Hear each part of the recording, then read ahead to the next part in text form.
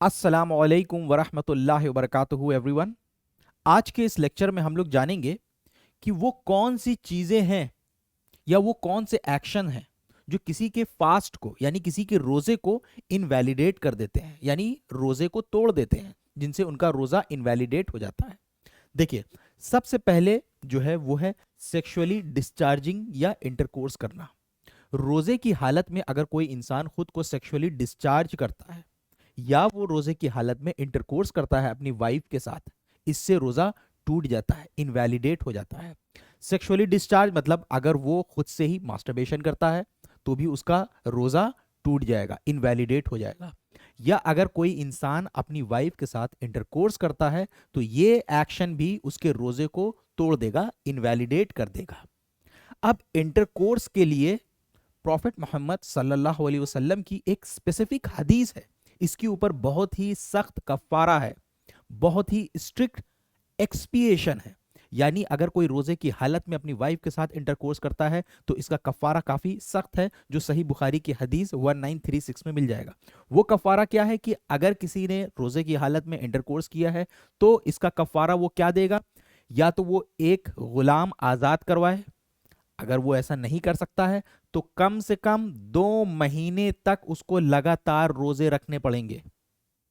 ये भी नहीं कर सकता है तो 60 लोगों को खाना खिलाना पड़ेगा।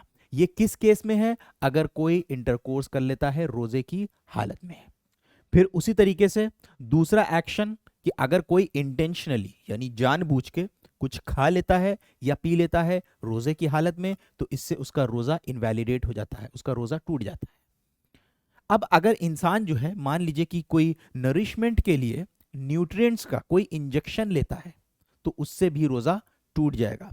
स्कॉलर्स के हिसाब से अगर कोई इंसान कोई ताकत का इंजेक्शन ले लेता है, मान लीजिए वो खा नहीं रहा है पी नहीं रहा है लेकिन कोई ताकत का इंजेक्शन लेता है तो उससे भी रोजा टूट जाएगा। हाँ, अगर वो कोई ऐसा इंजेक्शन लेता है जो किसी बीमारी से रिलेटेड है, किसी बीमारी को ट्रीट कर रहा है पर उसको ताकत नहीं देगा, जैसे इंसुलिन के इंजेक्शन हो गए, तो ये पूरे तरीके से वैलिड है और उनका रोजा वैलिड रहेगा।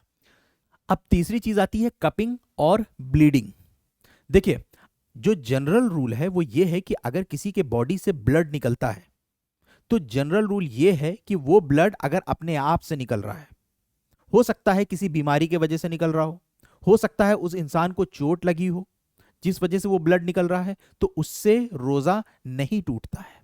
लेकिन अगर वो ब्लड उस इंसान के खुद के एक्शन के वजह से निकल रहा है, जैसे फॉर एग्जांपल अगर वो कपिंग करवाता है, तो स्कॉलर्स के हिसाब से अगर वो कपिंग करवाता है तो उसका रोजा जो है वो टूट जाएगा। या मान लीजिए कि उसका एक्सीडेंट हुआ जिस वजह से उसका काफी ज्यादा ब्लड निकल गया, जिस वजह से उसके अंदर वीकनेस आ गई जो उसके हेल्थ के ऊपर असर डालेगी, तो उस जगह पे वो रोजे को तोड़ सकता है, उस रोजे को बाद में मेकअप कर सकता है। अब इसके बाद चौथी चीज आती है वॉमिटिंग डेलिबरेटली। अगर कोई इंसान जानबूझ के वॉमिटिंग कर देता है, उल्टी कर देता है, जानबूझ के मतलब मुंह के अंदर उंगली डालना या कोई ऐसी चीज को देखना काफी देर तक जिसके वजह से उसके अंदर सेंसेशन होने लग जाए वॉमिटिंग का, उसके बाद फिर वो उल्टी कर दे, तो अगर वो जानबूझ के वॉमिटिंग करता है तो इससे उसका रोजा टूट जाएगा। पर अगर वो जानबूझ के नहीं, अपने आप से आ गई, तो इससे उसका रोजा नहीं टूटेगा। और सबसे लास्ट है the woman who gets her monthly periods in Ramzan.